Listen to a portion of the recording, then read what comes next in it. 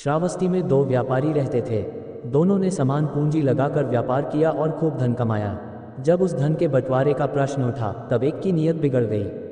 वह अपने लिए अधिक भाग चाहता था। दोनों भगवान बुद्ध की सेवा में उपस्थित हुए। उनकी बातें सुनकर भगवान ने कहा, यह व्यापारी अपने को इसी जन्म में अति चतुर समझता है, ऐसा नहीं है। इससे पूर्व भी यह ऐसा ही कर चुका है। लोगों के पूछने पर उन्होंने पिछले जन्म की लालची व्यापारी की कथा इस प्रकार सुनाई। एक बार बोधिसत्व का जन्म वाराणसी में एक बनिए के घर में हुआ। लक्षण देखकर विद्वानों ने उसका नाम पंडित रखा। बड़े होने पर उन्होंने एक दूसरे बनिए को अपना साझीदार बनाकर व्यापार प्रारंभ किया। इस दूसरे बनिए का नाम था अति पंडित। व्यापार में खूब लाभ होने पर धन के बंटवारे का प्रश्न उपस्थित हुआ। पंडित ने कहा, जो कुछ भी है उसे 2 बराबर भागों में बांट लो, क्योंकि हम दोनों का मूलधन समान है और हमने काम भी समान रूप से ही किया है। परंतु अति पंडित इस तर्क को स्वीकार न करता था। वह कहता था, यदि दोनों को बराबर बराबर मिला तो पंडित और अति पंडित में भेद ही क्या रहा। मैं अति पंडित हूँ, इसीलिए मुझे पंडित से दूना मिलना उचित है। विवाद चलता रहा और कोई निर्णय न हो सका। अति पंडित ने घर आकर अपने वृद्ध पिता को सलाह दी, देखिए पिताजी, मैं आपको एक वृक्ष के खोखले में बिठा दूंगा।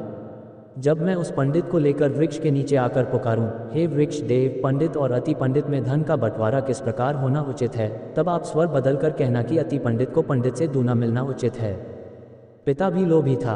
पुत्र के प्रस्ताव को उसने स्वीकार कर लिया और वृक्ष के खोखले में छिपकर बैठ गया।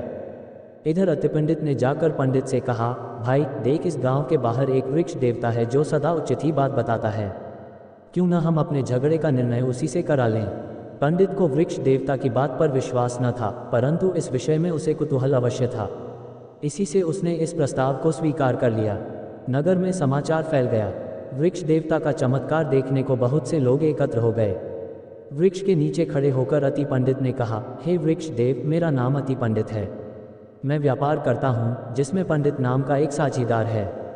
कृपा कर यह निर्णय कर दीजिए कि हम दोनों में धन का बंटवारा किस प्रकार हो। थोड़ी देर सन्नाटा रहा।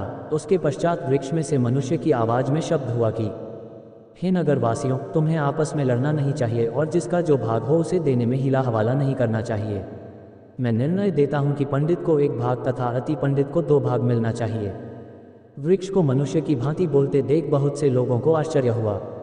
पंडित ने कहा, यदि यह देवता का निर्णय है तो मुझे स्वीकार करने में कोई आपत्ति न होगी, परंतु बोलने वाला देवता है या मनुष्य, इसका निर्णय वृक्ष में आग लगाकर करवाऊंगा। देखते देखते वृक्ष के खोखले में घास फूस भरकर आग लगा दी गई। बेचारा बूढ़ा एकदम घबराकर उस खोखले का घास फूस हटाकर अधजले हाथ पांवों से नीचे गिरा। इस प्रकार अति पंडित द्वारा अपने साथी को ठगने का प्रयास विफल हुआ। अति पंडित के पिता ने कहा, पंडित नाम ही अच्छा है, प्रति पंडित नहीं। मेरे इस बेटे ने अति पंडित होकर मुझे लगभग भस्म ही कर डाला था। यही लालची व्यापारी की कथा का सार भी है।